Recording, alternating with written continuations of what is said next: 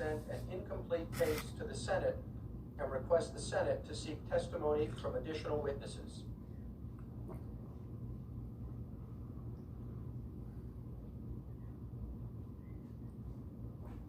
Trump defense team. Chief Justice, Senators, I think this is one of the most important issues that this body faces, given these calls to have witnesses, because the House managers try to present it as if it's just a simple question: how can you have a trial without witnesses? But in real litigation, no one goes to trial without doing discovery. No one goes to trial without having heard from the witnesses first. You don't show up at trial and then start trying to call witnesses for the first time. And the implications here in our constitutional structure for trying to run things in such an upside down way would be very grave for this body as an institution. Because as the senator's question points out, it largely prevents this chamber from getting other business done as long as there is a trial pending.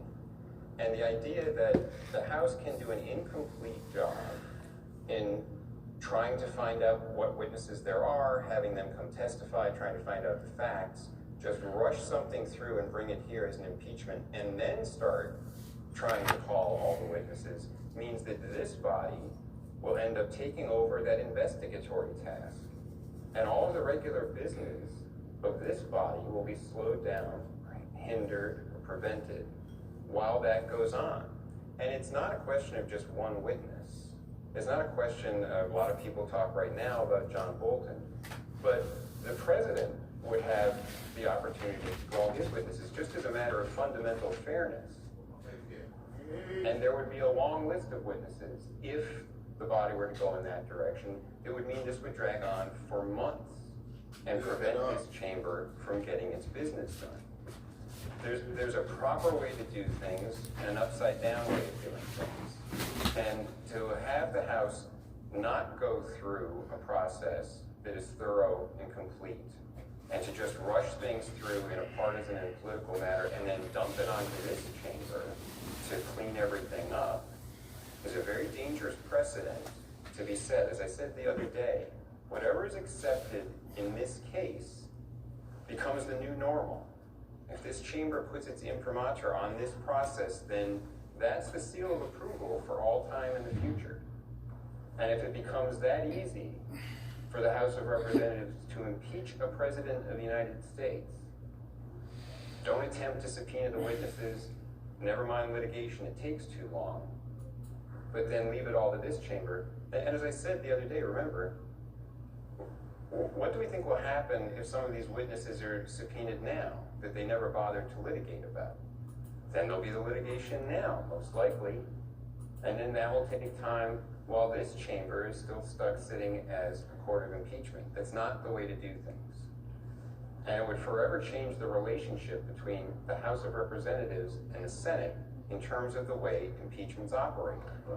So I think it's vitally important for this chamber to consider what it really means to start having this chamber do all that investigatory work, how this chamber would be paralyzed by that, and is that really the precedent? Is that the way this chamber wants everything to operate in the future?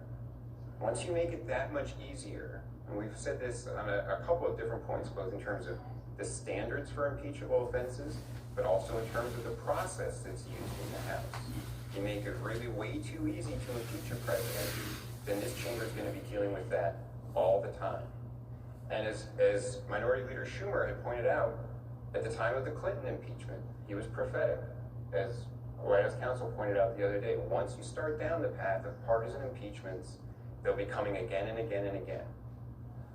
And if you make it easier, they'll come even more frequently. And this chamber is going to have to spending a lot of time dealing with impeachment trials and cleaning up incomplete, half-baked procedures, rushed partisan impeachments from the House, if that's the sort of system that's given your imprimatur here. And that's a very important reason for not accepting that procedure and not trying to open things up now when things haven't been done properly in the House of Representatives. Thank you. So